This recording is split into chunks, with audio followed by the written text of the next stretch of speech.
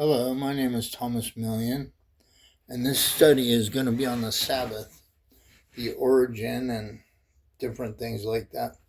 So we're going to dive right in. The concept of the Sabbath is a day of rest and worship that is central to Abrahamic religions, particularly Judaism. Here is a breakdown of the definition, origin, and life before the Sabbath became a way of life. The word Sabbath comes from the Hebrew word Shabbat, which means to rest or to cease from work. A day of rest. The Sabbath is observed as a weekly day of rest and absentation from work, mirroring the belief that God ceased the work of creation on the seventh day. A day of worship and holiness. It's a holy day dedicated to spiritual reflection, worship, and spending time with family and community. Timing. In Judaism, the Sabbath begins at sunset on Friday and lasts until nightfall on Saturday, the seventh day of the week. Origin of the Sabbath. The origin of the Sabbath is rooted in the narrative of the Hebrew Bible, Old Testament, and is understood in two primary ways. One, creation. The most fundamental origin is the book of Genesis, Genesis 2, verses 2 and 3, where God creates the world in 6 days and rests on the seventh, blessing and sanctifying it. This established the pattern for a weekly day of rest. 2. Covenant at Sinai, Exodus.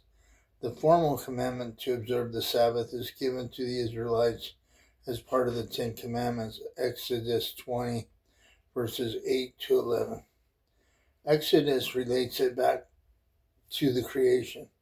Deuteronomy chapter 5, verse 15 connects its observance to the Israelites' redemption from slavery in Egypt, reminding them that they were slaves and that God gave them rest. This emphasizes the Sabbath as a sign of the covenant between God and Israel and a humanitarian act of ceasing from all labor. Historical theories.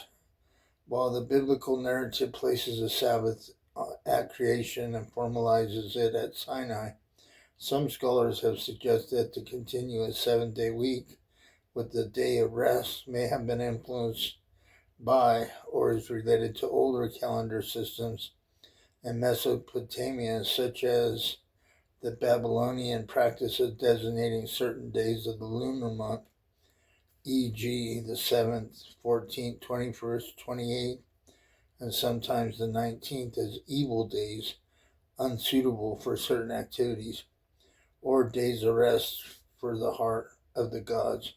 However, the Jewish Sabbath is distinct from its unconditional, continuous 7-day cycle and is focused on a universal cessation of work and a positive holy observance. We're going to stop right there. I'll be back with the second lesson.